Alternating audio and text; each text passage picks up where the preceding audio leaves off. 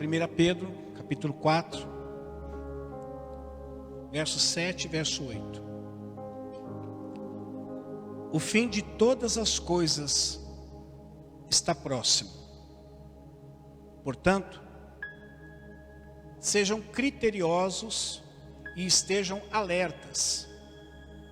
Dedique-se também à oração. Mas, sobretudo, amem-se sinceramente uns aos outros, porque o amor perdoa muitíssimos pecados. Vou ler outra vez, né? Apenas 2 versículos. O fim de todas as coisas está próximo. Portanto, sejam então criteriosos e estejam alertas. E dediquem-se também à vida de oração. Mas, sobretudo, amem-se sinceramente uns aos outros, porque o amor perdoa muitíssimos pecados. Feche os seus olhos só mais um instante. Pai, aqui estão os teus filhos. Dentre eles, eu sou um. E nós estamos aqui não para ouvir a voz de homens. Nós estamos aqui para ouvir a tua voz. Eu sei que ela se fará presente nesse lugar por meio de homens imperfeitos como nós. E hoje, no caso, eu. Mas nós sabemos, Pai, e temos a plena convicção de que por razões que só o Senhor poderia descrever com precisão, o Senhor decidiu manifestar, falar, agir, realizar muitas coisas que o Senhor faz, realiza através de vasos imperfeitos como nós. Que esta noite não seja diferente. Que a tua voz, Senhor, se espalhe nesse lugar. E não somente neste lugar. As pessoas que estão fora, Senhor, deste recinto, que talvez passarem por esta rua, ou estão em suas casas, seus lares, também possam ser alcançadas. Que o teu Espírito que assenta cada palavra em cada coração, seja ele, Senhor, aquele que conduzirá cada palavra que sair dos meus lábios, inspirada por Ele mesmo, para que toque e transforme vidas nesse lugar. Em nome de Jesus eu oro e já também te agradeço. Em nome de Jesus. Amém? Vocês já repararam que pelo menos quase tudo que vai terminando ou vai caminhando para o fim traz uma certa tristeza ou traz uma certa alegria? Reparem só. Observe a dona de casa. A dona de casa que terminou de lavar aquilo que ela sempre diz, aquele caminhão de louça que ficou em casa. Foi a família toda, final de ano. Tudo bem que final de ano o pessoal que está lá ainda dá uma força, né? Mas às vezes no dia a dia, uma casa que tem muitas pessoas, a casa da minha sogra sempre foi uma casa que muitas pessoas faziam presente ali. Não apenas familiares, mas vizinhos, amigos. Então toda hora era xícaras de café para lavar, era pratos para lavar, pratinhos pequenos para lavar, talheres para lavar. Então sempre foi uma casa cheia. Então se você for olhar para uma dona de casa que lavou aquele caminhão de louça, quando ela termina, que alegria, né? Que alegria, puxa, finalmente, ufa, terminei esse caminhão de louça. Mas ao mesmo tempo, em contrapartida, essa mesma dona de casa, ao perceber que todos alimentaram-se, e a louça está esperando ela. Que tristeza. Que tristeza. Saber que tem aquele caminhão de louça para lavar, todo mundo terminou de se alimentar, mas agora ficou para ela a louça de todo mundo. Imagine a hora que terminam de preparar aquela sobremesa. Que alegria, hein? Não vê a hora de consumir. No entanto, vejam quando termina de comer a sobremesa e ainda faltou. Que tristeza. Porque sempre tem um fominha, né? Sempre tem aquele que ele está ali, vê um grupo grande de pessoas, só tem um pudim. Aí ele acha no direito de pegar aquele corte assim, que ele até mede assim, é 5 ou 6 por 6. Ele não tem nem o cuidado de cortar triangular assim, mas ele corta o quadrado assim, arranca aquela tampa, aí o pudim vai passando aqui, o último já está falando assim, para mim vai sobrar só aquela aguaceira, só a cobertura só que sobra ali em cima. Pergunte a uma mãe, o sentimento dela quando chega o fim dos 9 meses da gestação. Que tristeza, e dói aqui, e dói ali, e não consegue respirar daqui, e não consegue respirar dali, e dói a perna, e dói o braço, dói tudo. Eu sei, eu já assisti isso algumas vezes dentro da minha casa. Não tem posição. Tem posição, amor? Fica. É de ponta cabeça, é deitado, é rolado, é travesseiro nas costas, senta um muro atrás da cama, não tem jeito, nada fica bom. Mas pergunte para essa mesma mãe, que está ganhando, que a criança acaba de nascer, terminou as dores, que alegria. Então já repararam que tudo que vai terminando, ao mesmo tempo traz alegria e às vezes pode trazer tristeza. Pergunte ao time que está ganhando a partida e faltam apenas alguns segundos para terminar. Que alegria! Eles ficam até pedindo o término da partida. Termina. E está todo mundo alvoroçado, cheio de alegria porque o time está ganhando. Mas agora pergunte para esse mesmo time, quando está terminando e ele está perdendo. Que desespero! E se for Brasil e Argentina, já viu o que dá, né? Quem viu hoje à tarde a palhaçada que aconteceu? Quem assistiu ali? Quem não viu? Pois é, hoje à tarde, para aqueles que não viram, eu estava voltando de um determinado lugar. Eu tinha até esquecido que tinha jogo do Brasil e Argentina hoje. Aí eu liguei o rádio, Brasil e Argentina. Falei, bom, estava em caminho para casa. Fui escutando, daqui a pouco paralisou o jogo, 4 minutos de jogo. Quem entra em campo? A Anvisa. Mas o que a Anvisa tem que a ver com jogo de futebol? A questão é o seguinte: 3 jogadores que vieram do Reino Unido descumpriram 2 regras. Quais foram elas? Primeiro, eles mentiram que eles vieram do Reino Unido. E toda pessoa que vem de lá, seja até jogador brasileiro, quando chega aqui no Brasil, ele tem que cumprir pelo menos 14 dias de quarentena antes de poder participar do jogo. Então, eles omitiram que vieram de lá. 4 jogadores, apenas um estava fora. 3 jogadores entraram em campo e ainda queriam jogar, e jogaram 4 minutos. Quando o pessoal da Anvisa chega, invade o campo lá e diz, não, está proibido. E a Argentina, que é a Argentina mesmo, né? A Argentina é a Argentina, disse o seguinte: se os jogadores não puderem jogar, a gente vai te retirar o time de campo. Adivinha o que aconteceu? Tiraram o time de campo. Tiraram. Todo mundo esperando o jogo de futebol Brasil e Argentina, que é sempre um jogão, né? Que alegria. Depois no final descobrimos que não ia ter jogo porque quebraram essas regras. Pergunte para aquelas pessoas que quando falam da volta de Cristo, que está se aproximando, para aquelas que têm um compromisso com o Senhor, que amam o Senhor, que querem sempre viver uma vida com o Senhor, toda vez que fala da volta de Cristo, não traz tristeza, traz alegria. Maranata, ora vem, Senhor Jesus.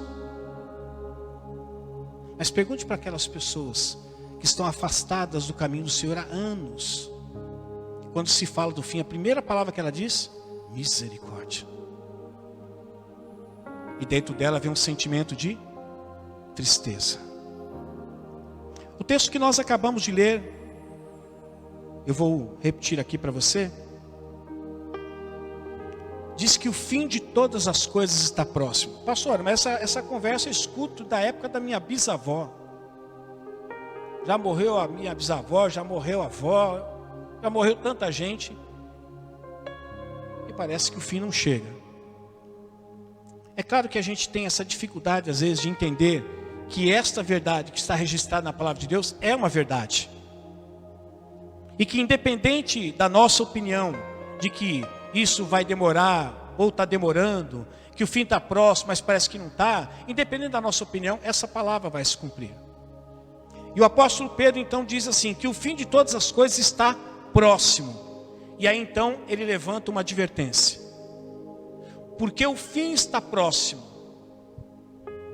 sejam criteriosos, estejam alertas e dediquem-se à oração. Porque o fim está próximo. Mesmo que você considere que esse fim ainda vai demorar um bom tempo para chegar, mas apóstolo Pedro já na sua época estava dizendo, olha, o fim está próximo. E é necessário que cada um de nós, que faz parte do corpo de Cristo, sejamos pessoas criteriosas. Que sejamos pessoas que estejam sempre alertas, vigilantes.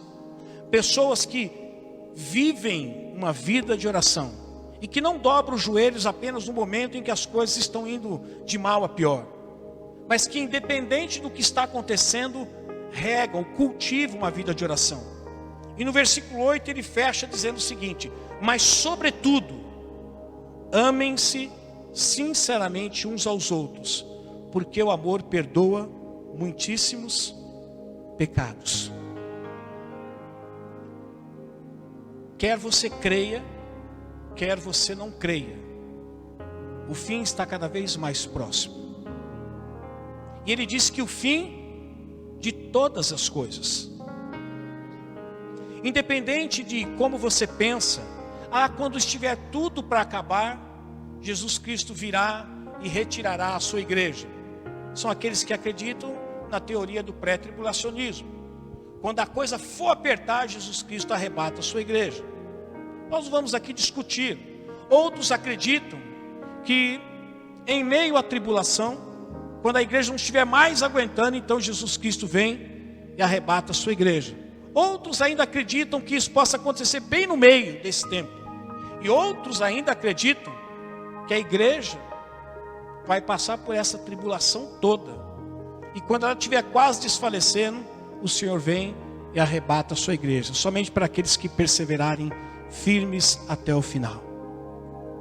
Eu queria hoje falar um pouco para você, de que por mais que nós tenhamos por tardia a volta de Cristo, o fim dos tempos de todas as coisas está cada vez mais próximo.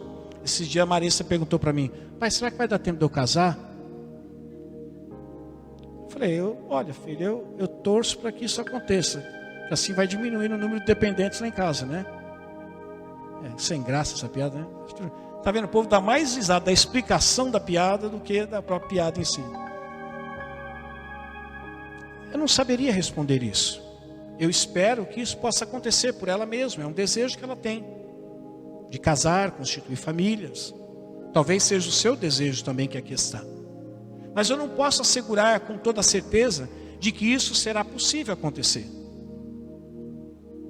Apóstolo Pedro já dizia que na época em que ele vivia, o fim do tempo de todas as coisas estava muito próximo. E ele diz uma coisa muito importante: se nós não formos homens criteriosos, se não estivermos alertas, se não formos pessoas cuidadosas, dedicadas à oração e sobretudo, sobre todas as coisas, sejamos pessoas que amemos umas às outras, certamente nesse fim de tempo de todas as coisas, não será um fim de tempo agradável.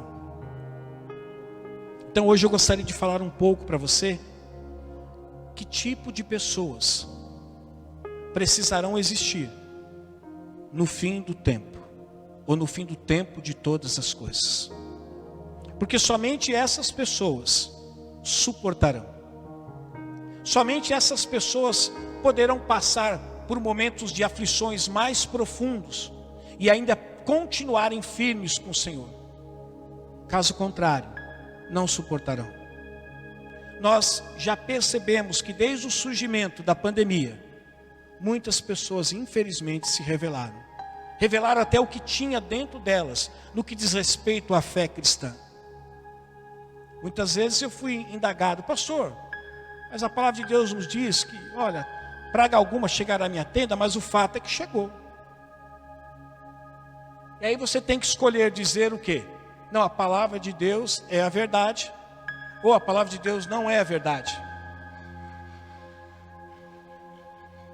Quando a Bíblia diz que colocaremos as mãos sobre os enfermos, eles serão curados, mas o fato é que muita gente morreu, não foi nem curado, não esboçou nenhuma centelha de cura. Aí você continua acreditando na verdade da palavra de Deus, que o Deus é o Deus que cura, ou você diz assim: não, essa parte da Bíblia também não é verdade. E em meio a essa pandemia, não foram poucas pessoas que desistiram. Eu ouço relatos de pastores que eu conheço, de pastores que eu não conheço, dando testemunho de existem pessoas que até hoje não voltaram, mais para a igreja, para o seio da igreja. E que todas as vezes que o pastor a procura, alguém procura, elas dizem que foram profundamente afetadas na sua fé. E que embora ainda continuam crendo em Jesus Cristo como Salvador, mas não têm mais a certeza das verdades que ela mesma pregava.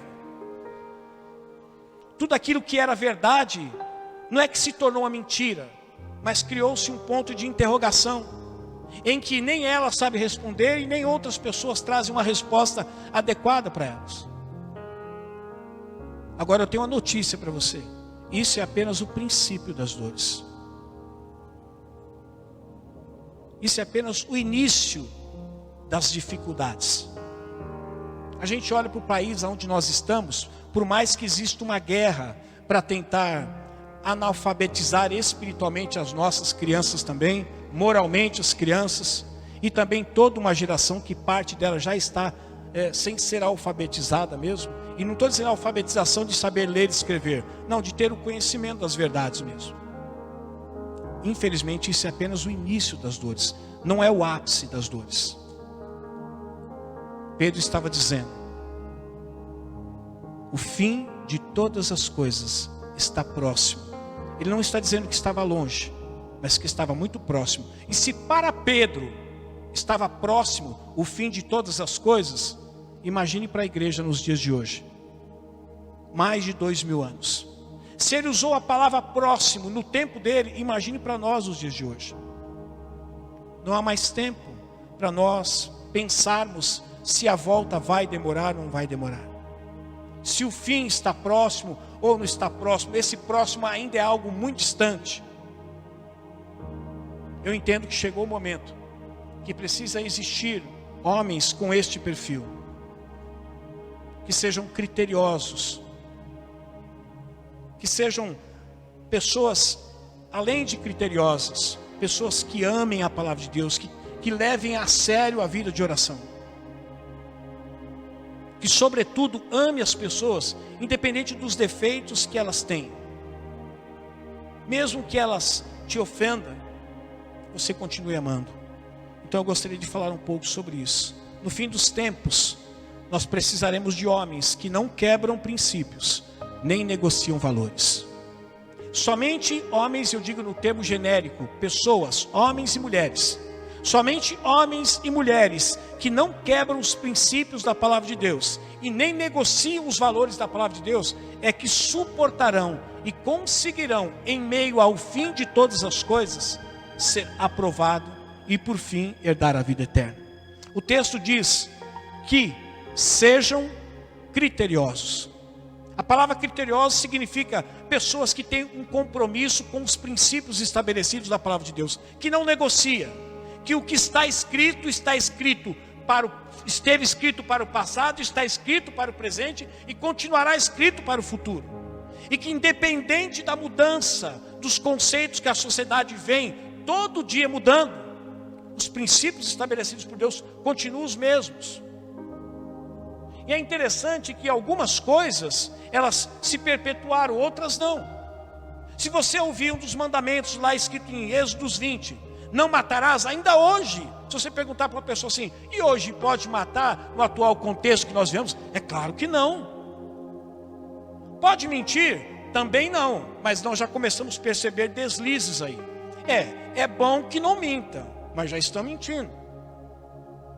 Pode levantar falso testemunho e falar algo de alguma pessoa que é uma verdade? Não.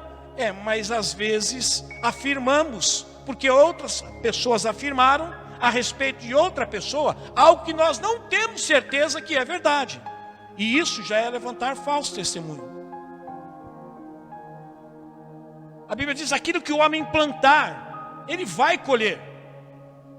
A pastora sempre diz aqui: olha, você vai colher tanto o que de bom você semeou, como aquilo que de ruim você semeou. E isso é um princípio estabelecido. Quem planta vento vai colher o quê? Tempestades. Quem planta espinhos vai colher dor. No entanto, quem planta rosas vai colher momentos em que você vai desfrutar do aroma. No fim dos tempos, precisaremos de homens que não quebram princípios e também não negociam valores. Nós temos vivido um tempo onde pequenos, médios e grandes líderes, como você achar melhor definir, infelizmente, têm quebrado princípios estabelecidos na palavra de Deus. Pastores que se divorciam sem motivos legais. Membros que se casam, que se divorciam, que se casam, que se divorciam, que se casam 3, 4, 5 vezes e continua a história. E sempre tem uma explicação e sempre tem um trecho bíblico onde dá respaldo. Ele entende que dá respaldo para aquilo que ele quer fazer. Mas ele sabe que de certa forma ele está quebrando um princípio. Que o Deus que odiava o divórcio é o Deus que continua odiando. E o Deus que continuará odiando o divórcio. Isso não vai mudar.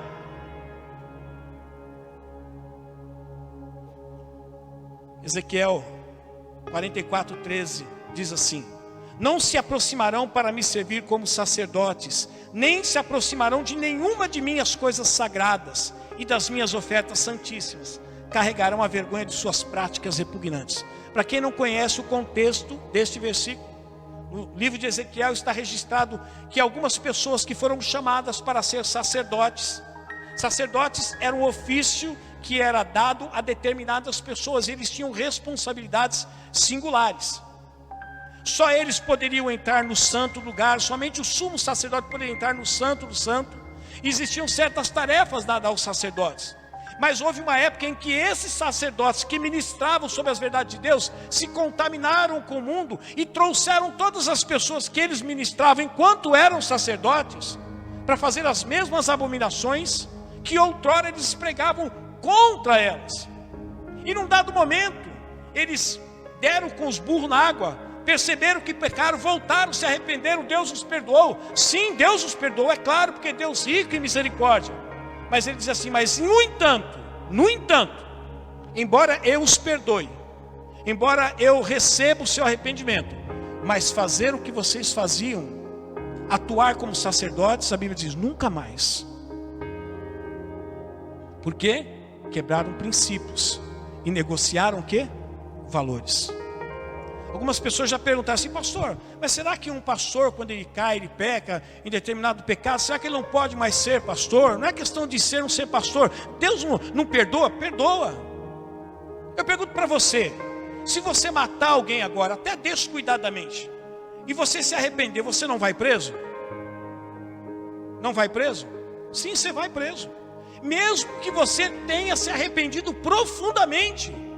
Porque é o quê? O preço de você ter cometido aquilo que você não deveria cometer. E mesmo que as pessoas enxerguem em você verdade, transparência, de que verdadeiramente você está arrependido do ato que você cometeu, você não deixará de pagar pelo crime que você cometeu, mesmo que não tenha sido de propósito. Quanto aos sacerdotes, eles foram colocados num lugar de privilégio. Quando eles quebraram os princípios, os negociaram os valores e se arrependeram, Deus permitiu, perdoou eles. Mas sacerdotes nunca mais. Nunca mais seriam. No fim dos tempos, nós precisaremos de sacerdotes assim, que não quebram os princípios da palavra de Deus, não encontre outras interpretações e nem fica negociando aquilo que é de muito e de extremo valor para Deus. 2 Coríntios 2,17 diz assim: ao contrário de muitos, Paulo escrevendo, não negociamos a palavra de Deus. Ou seja, o que diz a palavra? A palavra diz isso. Como é que nós vamos fazer nessa situação em que a situação está indo contra o princípio da palavra pré-estabelecido? Prevalecerá a situação ou prevalecerá o princípio da palavra de Deus? Vamos negociar nem para lá e nem para cá? Nem tanto o céu, nem tanto a terra? Não.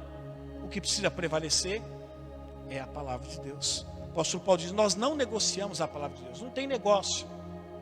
Sabe aquele produto que você quer comprar que custa 100 mil reais? Você fala para o cara assim: eu tenho 30.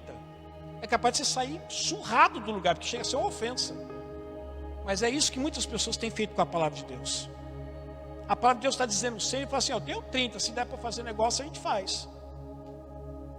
Ou é 100 ou é 100. Não dá para negociar a palavra de Deus. eu quero perguntar para você: e você?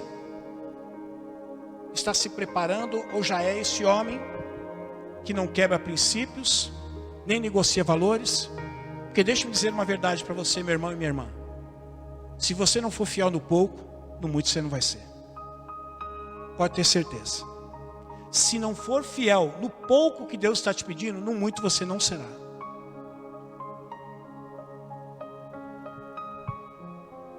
Segunda verdade: no fim dos tempos precisaremos de homens que sejam equilibrados e sérios naquilo que fazem.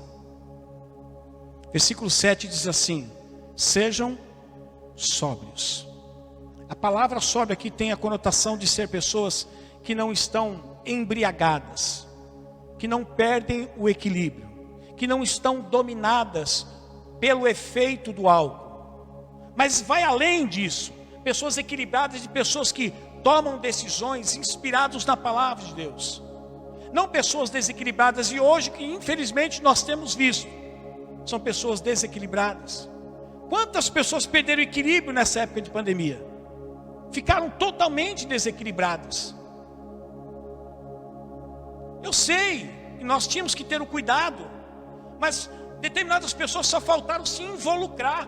Sabe o que é involucrar? É entrar dentro de um saco. Para quem assistiu aquele filme do menino bolha? O menino tinha um problema de saúde, ele tinha que ficar dentro de uma bolha para não ser contaminado. Só faltaram vestir uma capa, capacete, tudo. Perderam o equilíbrio.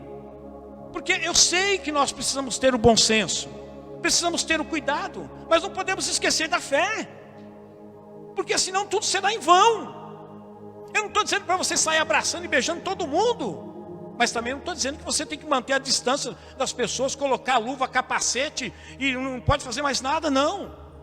Quantas pessoas perderam o equilíbrio? E quantas pessoas deixaram de ser sérias naquilo que faziam, se é que faziam? A Bíblia diz que tudo que nós fizermos tem que ser feito como se estivéssemos fazendo para o Senhor. Você veio hoje para a igreja? Não venha para me agradar. Embora se você não viesse, você me deixaria triste. Mas você tem que vir pelo Senhor. Quer comamos, quer bebamos, quer façamos qualquer outra coisa, façamos para a glória de Deus. Não vem aqui para preencher um banco. Vem aqui para a glória de Deus, para escutar Deus falando com você, através de um vaso torto, rachado, imperfeito, como eu, ou como qualquer outro que aqui subir. No fim dos tempos, nós precisaremos de homens que sejam equilibrados, comprometidos, sérios naquilo que fazem, em tudo, porque senão eles não suportarão no fim dos tempos. Efésios 4,14 diz assim: o propósito é que não sejamos mais como crianças, levados de um lado para o outro pelas ondas, nem jogados para cá e para lá por todo o vento de doutrina e pela astúcia e esperteza de homens que induzem ao erro. O propósito de que todo discípulo se torne um discípulo amadurecido e que deixe de ser criança. E qual é uma das evidências que a gente percebe que as pessoas que são discípulos de Cristo estão deixando de ser crianças? Quando elas passam a cuidar de outras pessoas, e não que exige o cuidado a si próprio. Quantas pessoas passam uma vida na igreja, sempre querendo ser cuidadas? Tem déficit de atenção. Ninguém presta atenção em mim, nas minhas dificuldades, nos meus problemas. Sim, mas não é só você. Muitas outras pessoas também têm problemas, inclusive mais sérios que os teus. Não podemos mais ficar sendo levados de um lado para o outro. É costume, eu sei, às vezes é chato, mas é verdade. Você acredita que o Deus que está aqui é o mesmo Deus que está na Assembleia de Deus, que está na igreja presbiteriana, que está nas mais diversas denominações onde professam a mesma fé? Então não é uma questão de fé, não é uma questão de igreja. É uma questão de você crer para que as coisas aconteçam. Mas as pessoas são levadas de uma igreja para outra, de uma campanha para outra, de um movimento para o outro. Essas pessoas, no fim do tempo de todas as coisas, elas não suportarão, porque não são equilibradas e nem sérias naquilo que fazem. Fazem por um tempo e não pelo tempo todo. A Bíblia diz assim, que aquele que perseverar, só isso, receberá a coroa da vida? Não. Ele diz que aquele que perseverar, tem que ser até o fim, não é até o meio, nem até 3/4, nem até quase no fim, tem que ser até o fim. E o fim de todas as coisas está chegando. Se você crê ou se você não crê, não importa, mas o fim está chegando. E que se você está neste meio e não se tornar uma pessoa equilibrada, deixar que o Espírito de Deus equilibre você e se tornar uma pessoa séria naquilo que faz para o Senhor, quando chegar no fim do tempo de todas as coisas, você também não vai resistir, você vai sucumbir. 2 Timóteo 1,7 diz assim: pois Deus não nos deu espírito mas de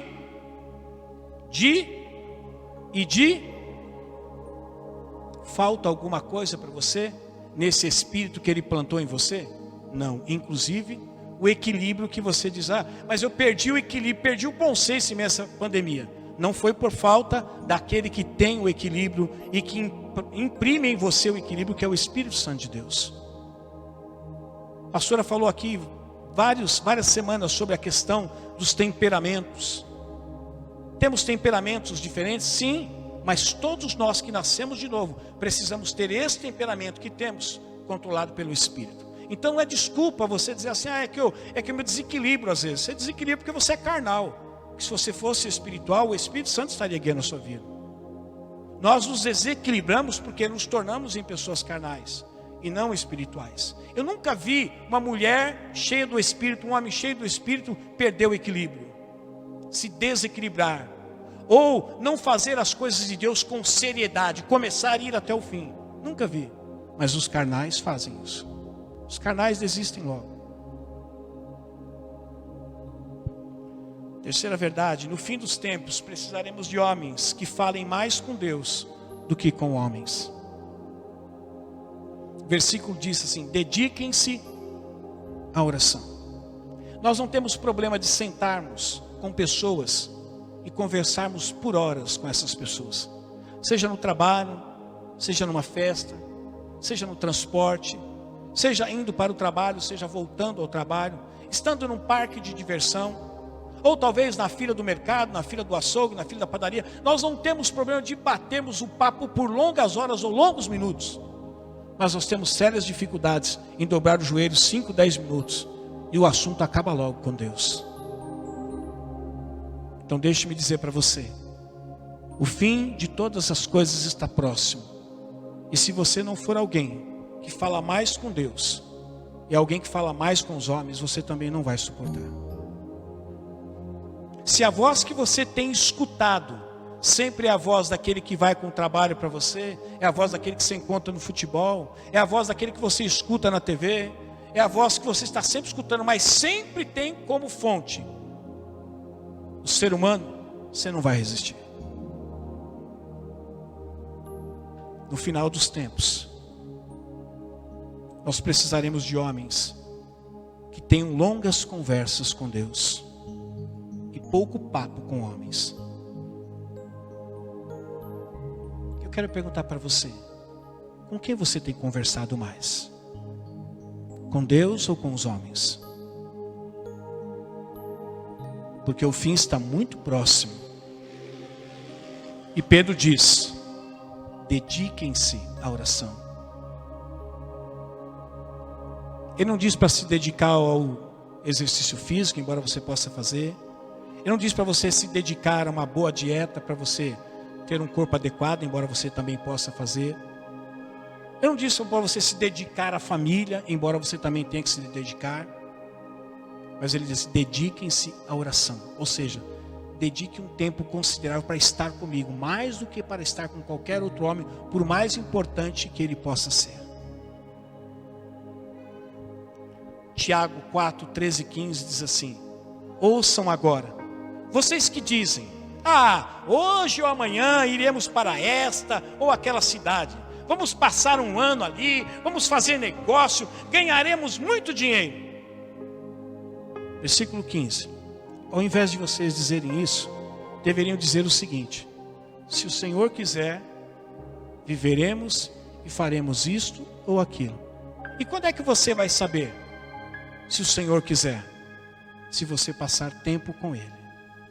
Quantas pessoas estão fazendo o que querem, porque passam muito pouco tempo com o Senhor? Não ouvem mais o Senhor. Elas ouvem as opiniões dos homens, das mulheres, dos governadores, dos prefeitos, dos deputados, dos vizinhos. Mas poucos sabem sobre o que Deus pensa sobre aquilo que elas querem fazer.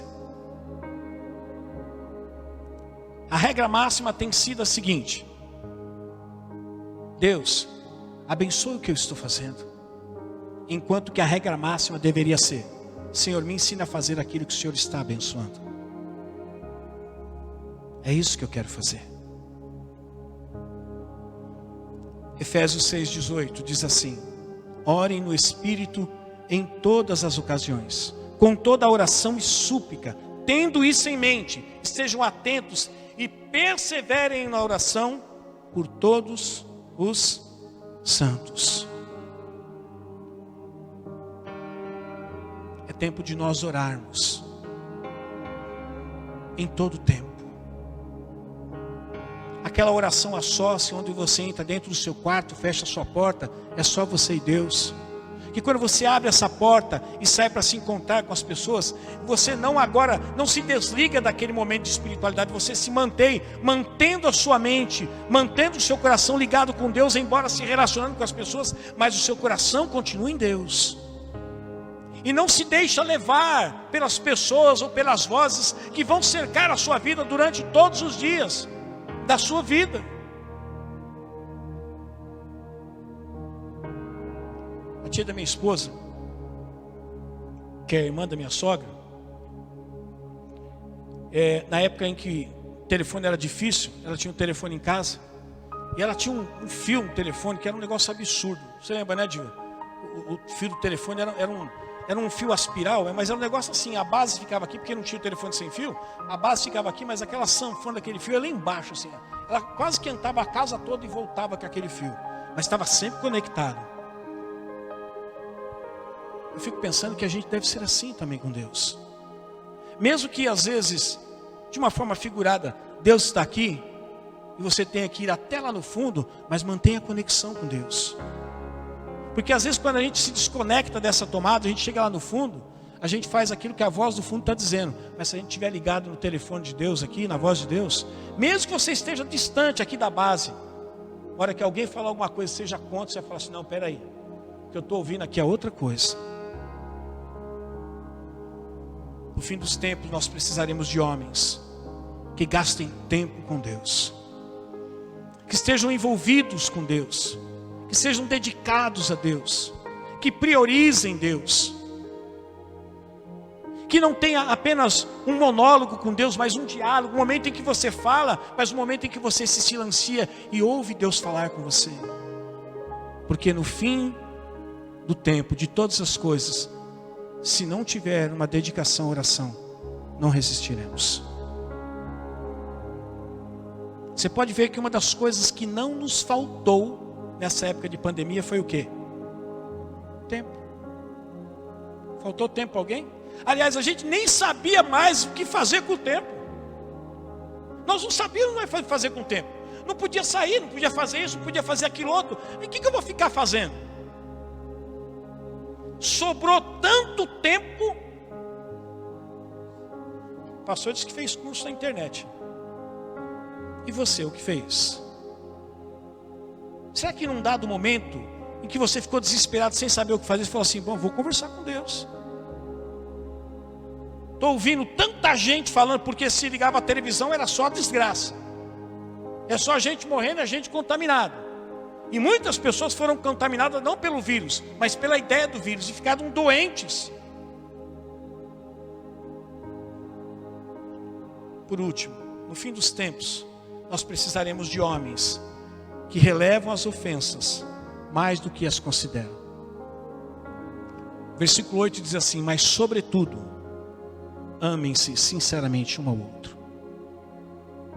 Toda dificuldade de perdão é ausência de amor, é um déficit de amor. Vou repetir. Toda dificuldade em perdoar já é um sinal de déficit de amor. Se você seguir o texto, ele diz: amem-se uns aos outros sinceramente e perdoe uns aos outros. Muitas vezes nós nos tornamos em pessoas intolerantes, exigimos muito das pessoas, mas estamos incorrendo nos mesmos erros que nós criticamos. Falamos que as pessoas não são mais tolerantes, não conseguem perdoar, mas também nós nos tornamos intolerantes e também temos dificuldades em perdoar aqueles que nos ferem. E no fim do tempo, de todas as coisas, se você não for alguém que aprende a relevar, não é aceitar o pecado, mas é relevar quando alguém peca contra você, e tudo você for considerar, sabe o preto no branco?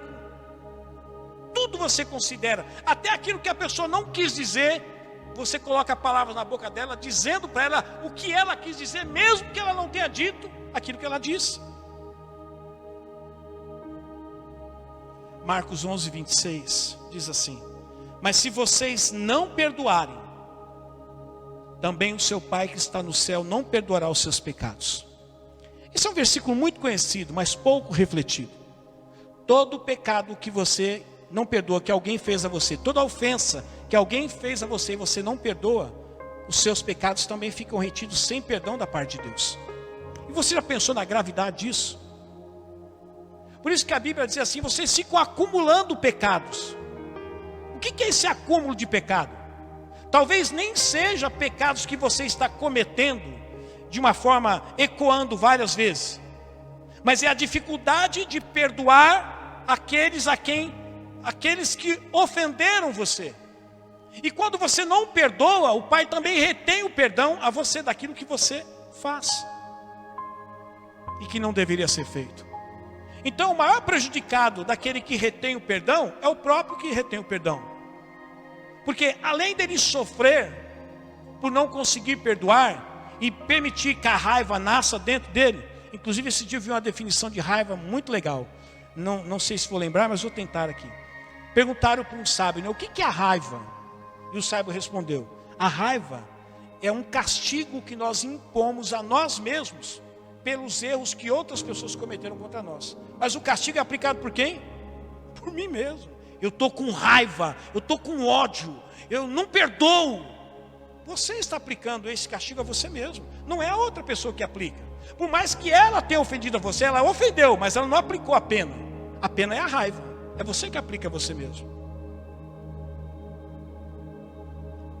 Ele está dizendo: se você não perdoar, não espere receber perdão da parte de Deus. Porque Deus não tem capacidade de perdoar? Não, é porque Ele condicionou o perdão dele aquilo que você oferece como perdão às outras pessoas quando ofendem você.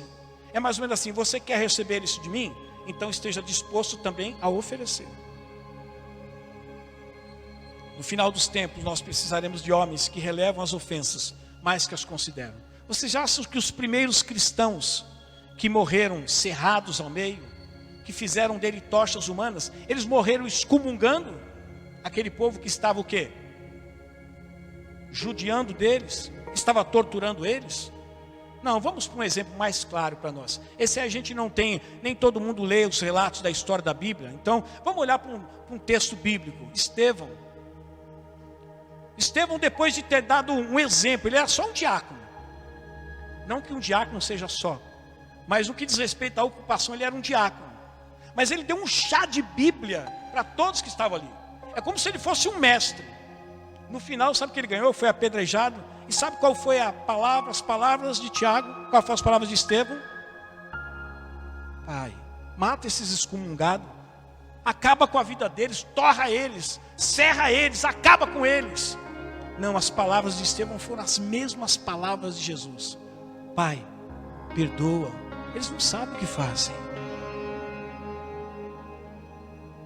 E quando nós chegarmos no fim de todas as coisas, será que poderemos ecoar as palavras do Mestre juntamente com as palavras de Estevão? Quando vier a perseguição sobre nós vamos excomungar as pessoas que estão torturando a gente? Quantos pastores já morreram lá no Afeganistão? Será que eles amaldiçoaram as pessoas que estavam torturando e tirando a vida deles? certamente aqueles que são comprometidos com o Senhor ainda rogou ao Senhor para que Deus os perdoasse. No fim do tempo, precisaremos de homens que relevam mais as coisas, as ofensas, e não fica considerando tudo. Eu termino essa mensagem citando Lucas 17:4. Se pecar contra você 7 vezes no dia, e 7 vezes ele voltar a você e disser estou arrependido, vai caçar sapo. Já a 7ª vez que você vem aqui hoje, você não cansa de fazer a coisa errada. Eu já estou de saco cheio de você, não vou perdoar mais não. Tudo tem um limite. As palavras são as palavras de Jesus. Se 7 vezes no dia ele pecar contra você, quando ele chegar na 7ª vez, ainda você deve perdoar. Em outros textos ele fala assim, então eu tenho que perdoar quanto? 7 vezes? Ele fala assim, também 7 é pouco. No dia 7 ainda. Mas você tem que perdoar 70 vezes 7. A gente não está perdoando uma, quanto mais 7. E quanto mais 490. Só que o perdão que você quer receber é aquele que você tem que oferecer. Porque a hora que chegar no fim dos tempos, de todas as coisas, se você não for um homem, uma mulher, que aprende a relevar as ofensas, não é pessoas que não serão ofendidas, mas relevarão, deixarão de lado e vai dizer assim, ele não sabe o que está dizendo. Mas se você considerar tudo, eu acho que ele quis dizer isso, eu acho que ela quis dizer isso, o olhar dela me disse tudo. Que perigo isso, meus irmãos. Como a gente rotula, como a gente sentencia as pessoas só pelo olhar. A gente faz uma leitura daquilo que a gente entende que as pessoas comunicaram no olhar, e sem medo de errar, além da gente fazer essa leitura e afirmar para nós mesmos, nós saímos ainda afirmando para uma multidão. Eu percebi que o pastor Clebson não gosta de mim não. Só o jeito que ele me olha, já percebi. Quer dizer, além de eu fazer uma leitura errada dele, ainda eu deprecio a imagem dele diante de outras pessoas. Todo mundo começaram a olhar para ele assim. Cuidado que aquele pastor é meio perigoso, hein? Olha o olhar dele. É exibido, só porque tem os olhos claros. Só o olhar dele assim já quer fuzilar a gente, que a gente tem olho, chega nem perto do olho dele. Meu irmão e minha irmã, nós estamos chegando ao fim dos tempos. Não há tempo para muitas coisas mais não. Eu não quero matar o sonho de ninguém, mas não há tempo para a realização de muitos sonhos não, viu? Só há tempo para aquilo que eu falei a semana passada. Busque cumprir a sua missão. Deixar um legado. Que não há tempo muito. Não há muito tempo para a realização de tantos sonhos assim que você quer. Embora Deus possa realizar, pode. Mas se preocupe com a sua missão em primeiro lugar. Que tipo de homem você tem sido? Que tipo de mulher você tem sido? Que não quebra princípio, nem negocia valores? Ou você tem quebrado princípios e negociado valores da palavra de Deus? Não, rapaz, vem para cá, a gente dá um jeito. Não, é porque eu fazia parte de uma igreja, mas lá eles não aceitam assim. Não, rapaz, vem para cá, que dá um jeito. Como é que a gente vai fazer? Porque lá o pastor usou a Bíblia assim, me explicou que eu tenho que consertar aqui. Não, rapaz, vem para cá. Vamos nos amar. Deixa o resto com Deus. A obediência não é com Deus, a obediência é com você, filho. Deus não vai obedecer por você. Nem enviará um anjo para obedecer por você. É você que vai ter que obedecer. Que tipo de homem e mulher você tem sido? Equilibrado e sério em tudo que faz para o Senhor? Ou desequilibrado? Não faz nada com seriedade. Tudo que faz é por pouco tempo e para, desiste. Mal feito. A palavra do Senhor diz que aquele que faz a obra do Senhor relaxadamente é irmão, é parceiro daquele que destrói. Que tipo de homem e mulher você tem sido? Que fala mais com Deus ou fala mais com homens? Sua mente está cheia de vozes de homens ou está cheia da voz de Deus? Eu posso responder para você.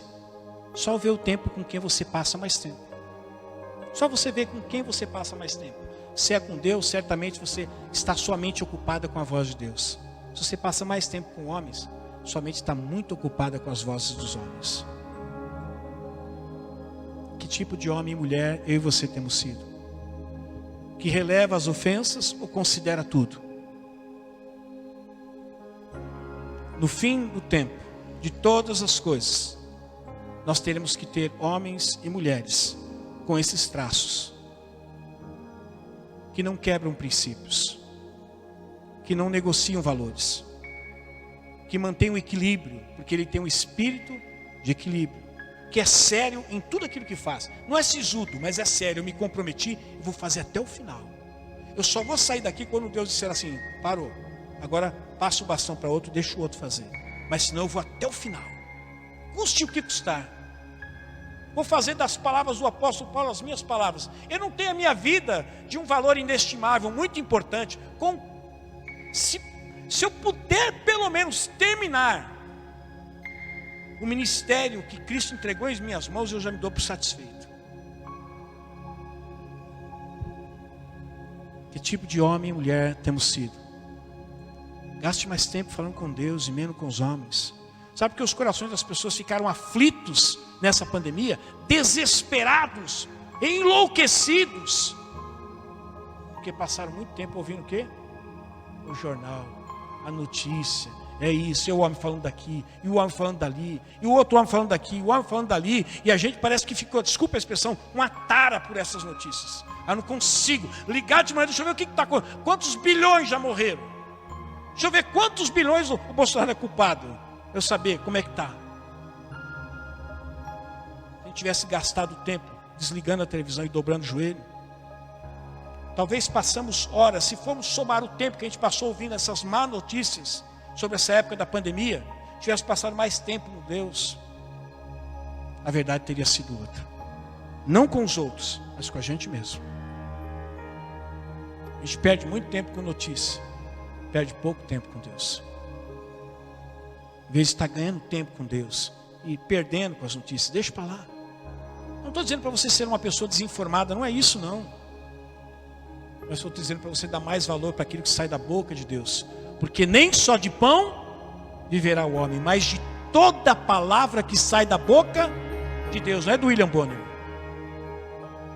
é da boca de Deus. Aprenda a relevar mais as ofensas. Pessoas vão te ofender mesmo. Ofenderam Jesus, por que você acha que você é melhor que ele?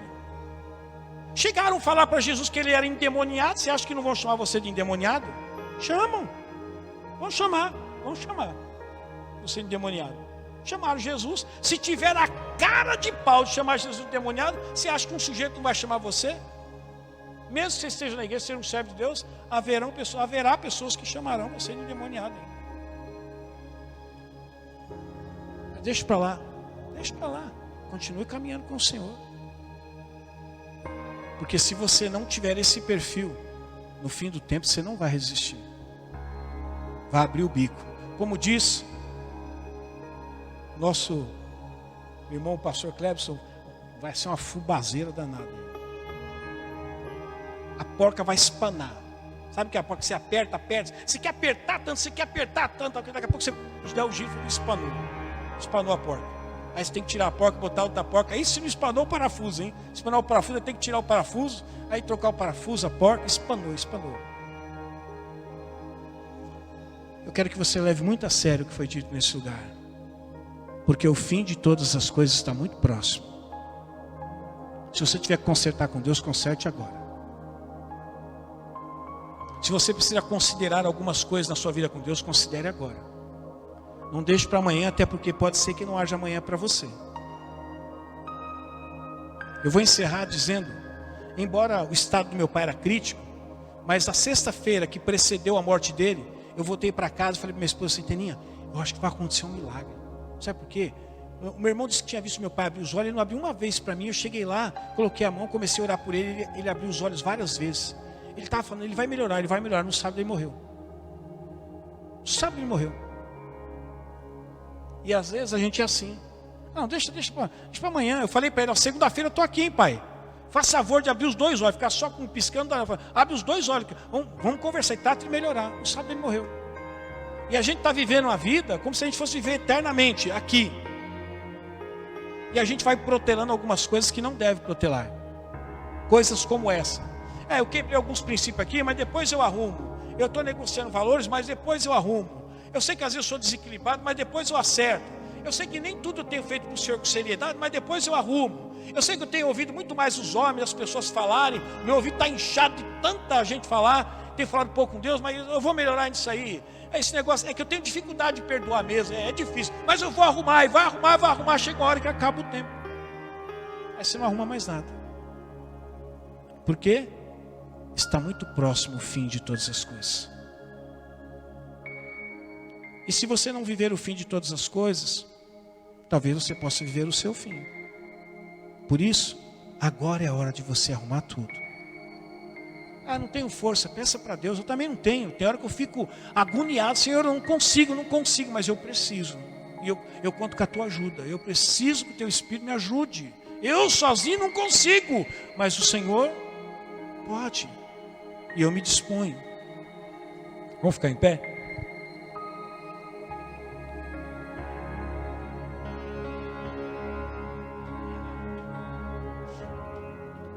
Se a Bíblia disser para você, não chupe laranja, não fique perguntando, mas é laranja lima, é laranja pera, é laranja não sei o quê. Não pergunte, só não chupe laranja. Faça isso. Se a Bíblia disser assim, não coma banana, mas que banana? Banana nanica, banana prata, banana maçã. Não coma banana, gente. Para de dificultar. As coisas são simples. Só não coma banana. Mas vai ver que ela está dizendo que é só nanica, a prata é outra. Não, ela diz banana. Banana é banana. Se é nanica, se é prata, se é maçã, não importa, é banana. Então tira a banana da dieta, meu amigo, faz isso. Fica mais fácil, fica menos pesado do que você quer. Você está doido para comer uma banana, você está doido para chupar uma laranja e quer ficar tentando encontrar um caminho para ver se ela deixa você chupar a laranja A ou a laranja B, se deixa comer a banana A, a banana B. Tira do cardápio, tem tantas outras coisas boas que você pode se alimentar. Não fique encontrando pretexto para você fazer aquilo que você quer fazer. Só obedeça ao Senhor. Amém? Vai cantar? Tira a máscara. Ah, tá. Então vem. Então o grupo vai cantar? Vem, Michele. Cadê o grupo? Já vem aqui para frente. Coralzinho vai virar um coralzão, hein? Gente, Michele, hein? Vem aqui, Michele.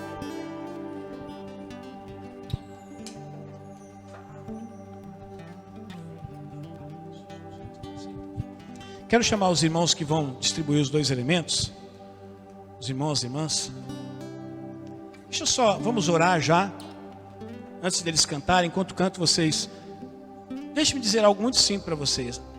A ceia, para quem que é? Para quem é discípulo de Cristo.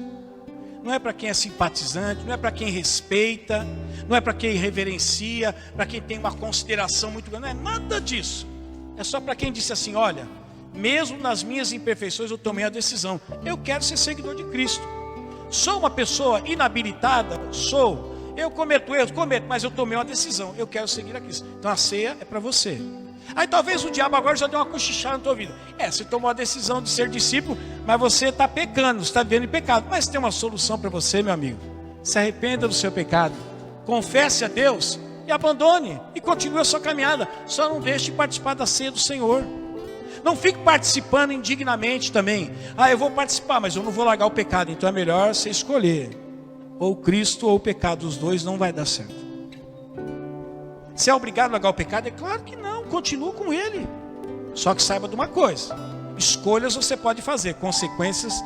Aliás, escolhas você pode escolher. Consequências não. Não queira ser alguém perfeito. Uma vez uma pessoa disse assim, pastor, eu vou ainda na sua igreja. Eu falei, primeiro que não é minha, é de Cristo. Não, lá no seu pastor, então eu vou lá. Mas só quando acertar a minha vida. Ih, meu amigo, então você nunca vai. Sabe por quê? Cristo está lá para isso, para acertar a sua vida.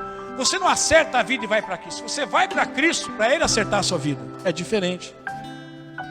Então, você que vai participar da ceia do Senhor, que nasceu de novo, professou a sua fé através do ato do batismo, que se arrepende dos seus pecados, se alimente do corpo e do sangue do Senhor Jesus, que é representado através do suco de uva e do pão. Façamos isso todas as vezes em memória dele. Amém? Vamos orar aqui, depois vamos distribuir os elementos e cantar. Pai, Senhor, nós te pedimos, Senhor, neste momento, que o Senhor consagre, Senhor, esses elementos, Pai, que representam o sangue, que representam o teu corpo. Abençoa, Senhor, a cada filho seu, Pai, que está reunido aqui nesta noite, Pai.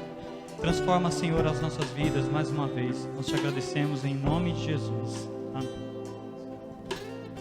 Você que vai participar, fique em pé. Você que não vai participar, fica sentado, tá?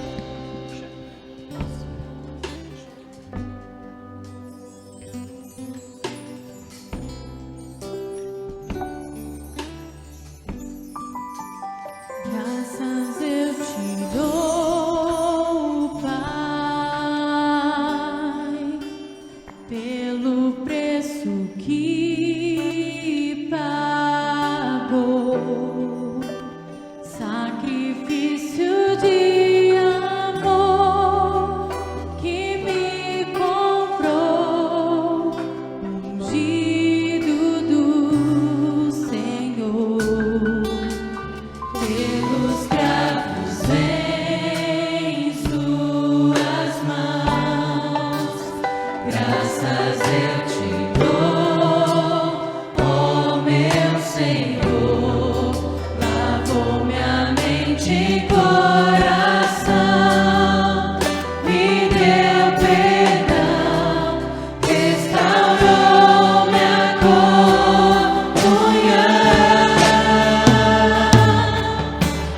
Digno é o Senhor,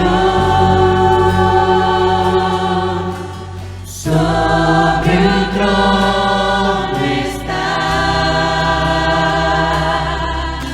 soberano Criador, vou sempre te adorar.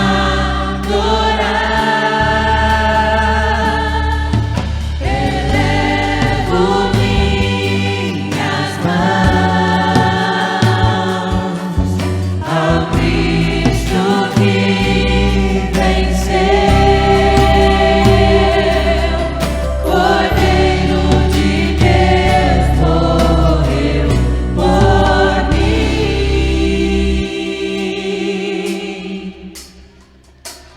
mas ressuscitou.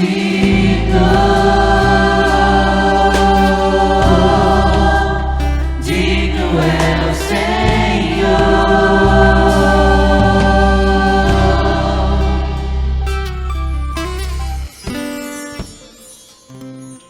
Alguém ficou sem um dos elementos? Não?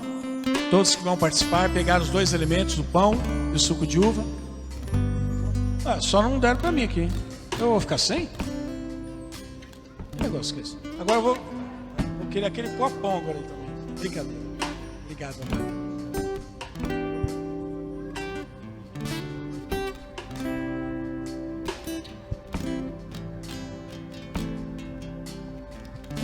A Bíblia diz que semelhantemente Jesus tomou o pão e, tendo dado graça, ergueu e disse: esse é o meu corpo, que eu entrego em favor de vocês. Saber que alguém entregou o seu corpo para que o nosso corpo não fosse castigado. Saber que alguém recebeu sobre o seu corpo toda a penalização do pecado.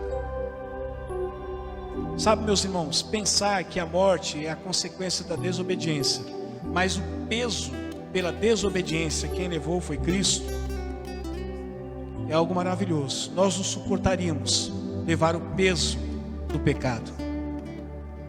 Saber que alguém morreu por mim, por você, por todos nós, e alguém inocente pagou o preço pelo pecado que eu e você cometemos hoje e ainda cometeremos. Mas tudo isso Ele fez por amar a mim e a você. Então, quando você comer desse pão, saiba que esse pequeno pedaço de pão tem um grande significado. Alguém morreu por você, se entregou por você. Sabe para quê? Para que você não passasse a eternidade. Melhor, para que você não passasse o presente, vivendo escravo do pecado, e para que você não passasse uma eternidade em sofrimento. Comamos o pão todos.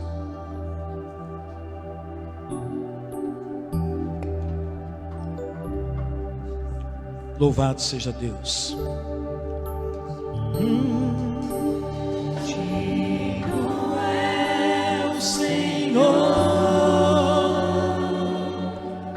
sobre o trono está, soberano Criador, vou sempre te adorar.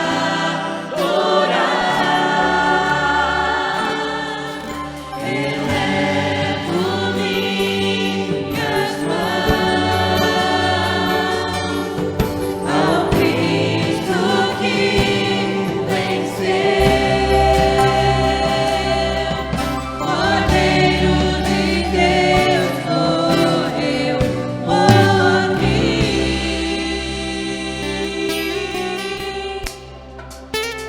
mas ressuscitou.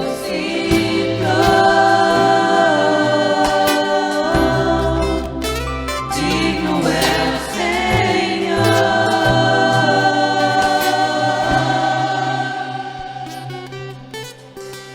Semelhantemente, depois de cear, Jesus tomou o cálice, e tendo dado graça, disse: este é o sangue da nova e eterna aliança. Obrigado, Senhor, por ter pago com a sua vida para resgatar a nossa vida. Todas as vezes, Senhor, que participamos desse cerimonial tão majestoso, tão glorioso, estamos reafirmando a nossa aliança com o Senhor. Mesmo vivendo em estado de imperfeição, porque somos imperfeitos, mas vivendo a cada dia, Senhor, num desafio de permitirmos que a nossa vida seja guiada, dirigida, inspirada pelo Teu Espírito. Isso nos dá força para continuarmos caminhando e nos alimentarmos da vida do Senhor.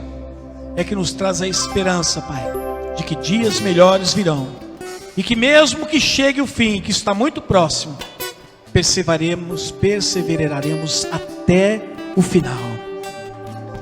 Que nós tomemos do cálice, todos os discípulos do Senhor. Tomemos do cálice.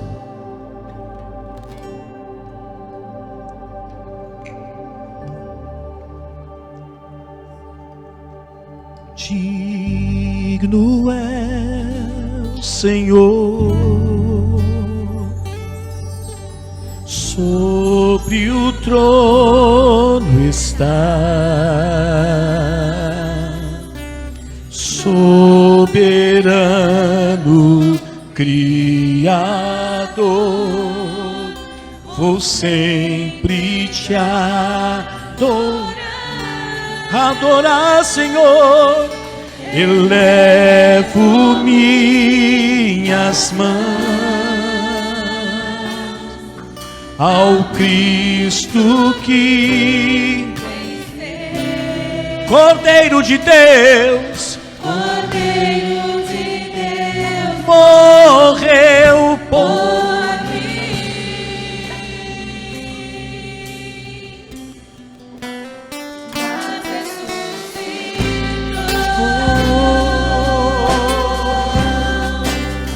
Digno é o Senhor, digno é o Senhor, mas ressuscitou.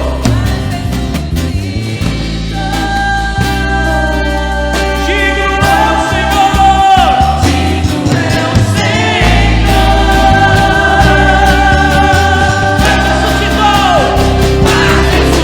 digno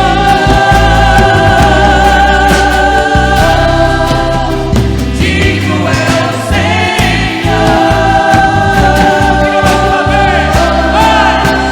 mas ressuscitou.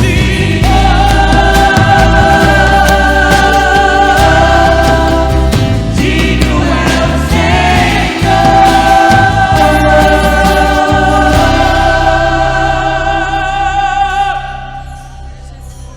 Louvado seja o nome do Senhor. Pai, obrigado por esse momento tão importante em nossas vidas. Mesmo que o inimigo das nossas almas tenha tentado nos envergonhar, tenha tentado nos seduzir para nos levar a um caminho, Senhor, que nos afaste de Ti, o Teu Espírito está sempre falando ao nosso coração e nos trazendo de volta, porque maior é o que está em nós do que aquele que está no mundo. Diga comigo: maior é o que está em mim do que aquele que está no mundo. Saiba que eu e você somos mais do que vencedores em Cristo Jesus. Amém? Ah, tá. Não vai ser aquela música que canta sempre? Queria não fosse. Então tá bom, vai. Na presença do homem. Então vem aqui, pastor. Vem aqui.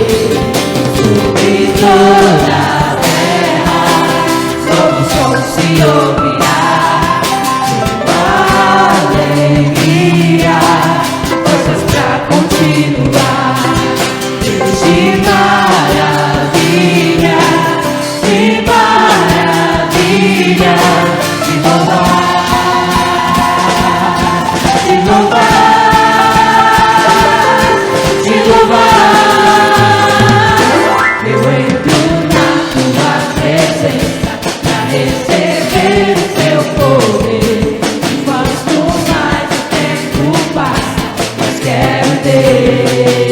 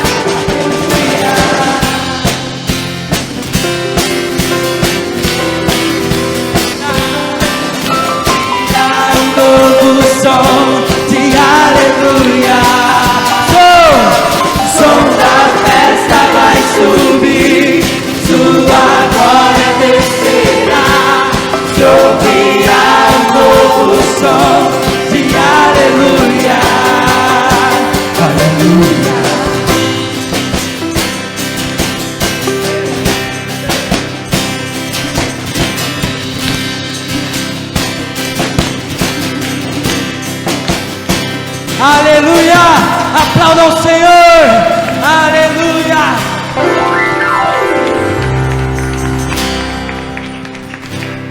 Glória a Deus. Você tem uma semana abençoada, uma semana dirigida pelo Senhor.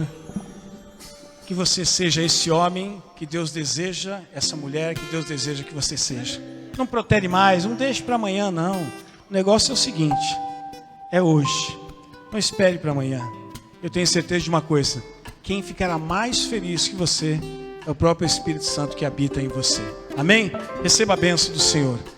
Que o amor de Deus, que a graça do nosso Senhor e Salvador Jesus Cristo, a doce consolação do Espírito Santo de Deus esteja conosco e permaneça conosco desde agora e para todos sempre. E que o Senhor te abençoe e te guarde. Que o Senhor faça resplandecer o seu rosto sobre ti e te conceda graça. Que o Senhor volte para ti o seu rosto e te dê a paz. Deus abençoe, uma ótima semana, meus irmãos.